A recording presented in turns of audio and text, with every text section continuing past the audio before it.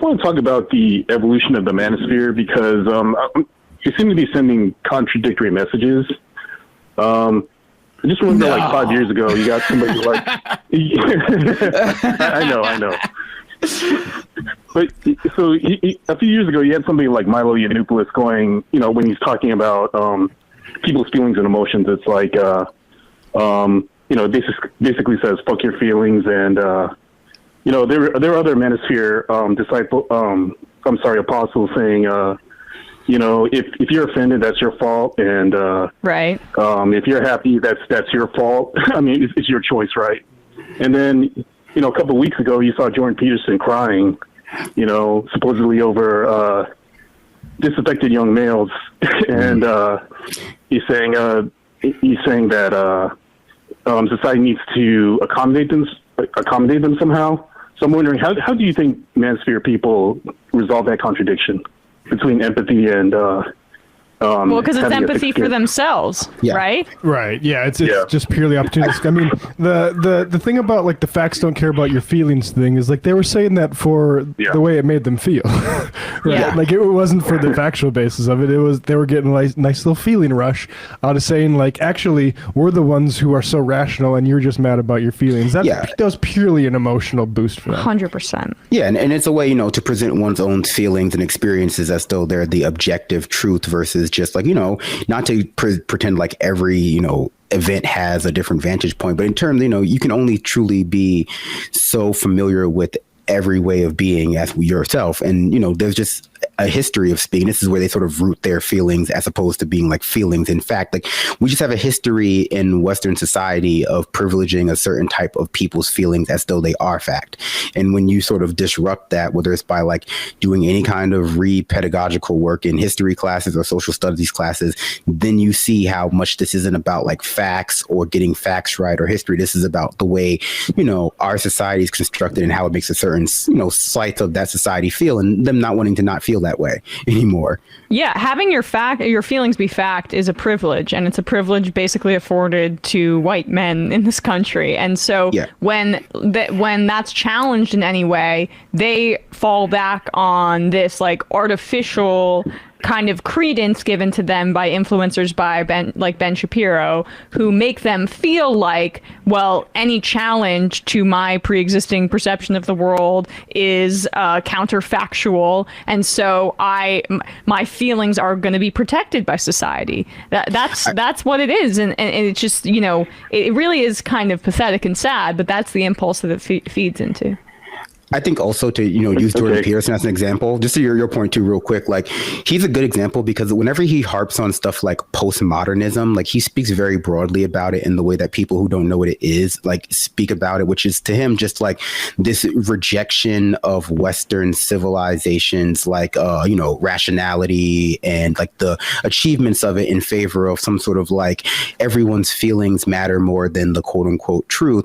And then, that's just not what postmodernism is. But then when you actually listen to him talk, you can like sort of hear that's all he does with his actual like semi, academic pseudo-intellectual talk is like frame his own feelings and experiences, and especially his disputes with scientific fact, like transgender science and race science, his disputes with those like established fact by scientists as though those are legitimate disputes based in like, science and not just his feelings. And therefore we should be re-engaging those conversations because he wants them to happen from like a layman's viewpoint. And that is just the best example I can think of him just being what he thinks other people are. And that's a lot of what that manosphere is, like projection and fear that other people are going to treat you the way you'd like to treat them.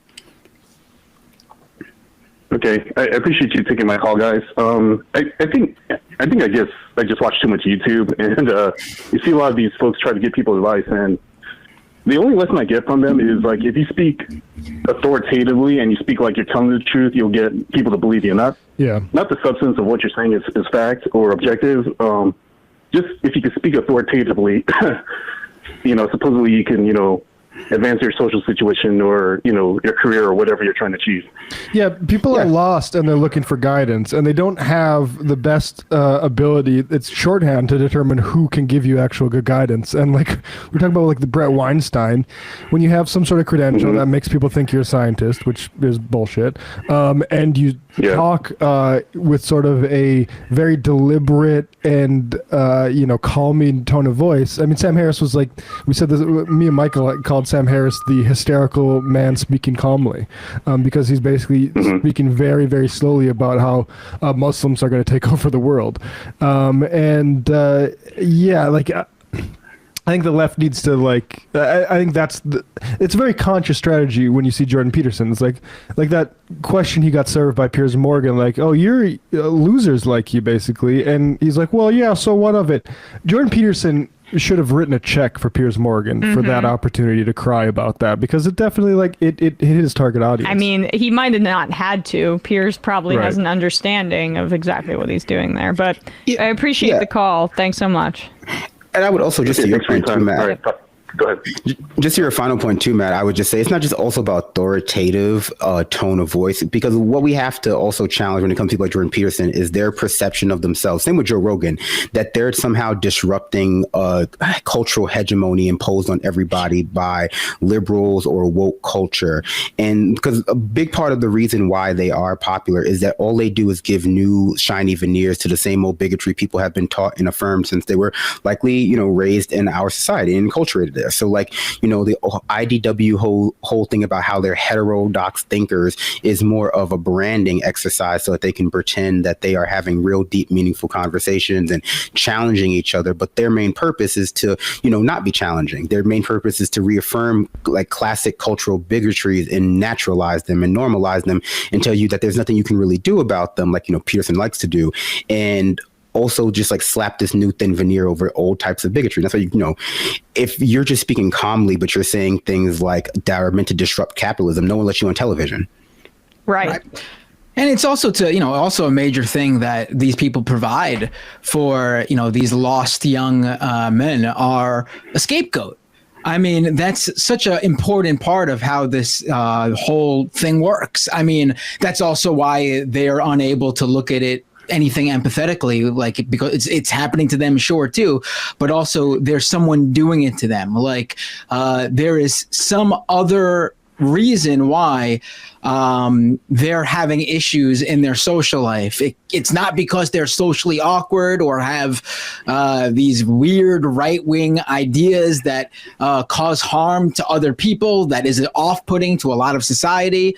No, it's because cultural Marxism or feminists or whatever it is, it provides them with a scapegoat, and it keeps them looking at themselves as the victim and that they're the ones being wronged, which gives them a moral authority to act and feel the way they do.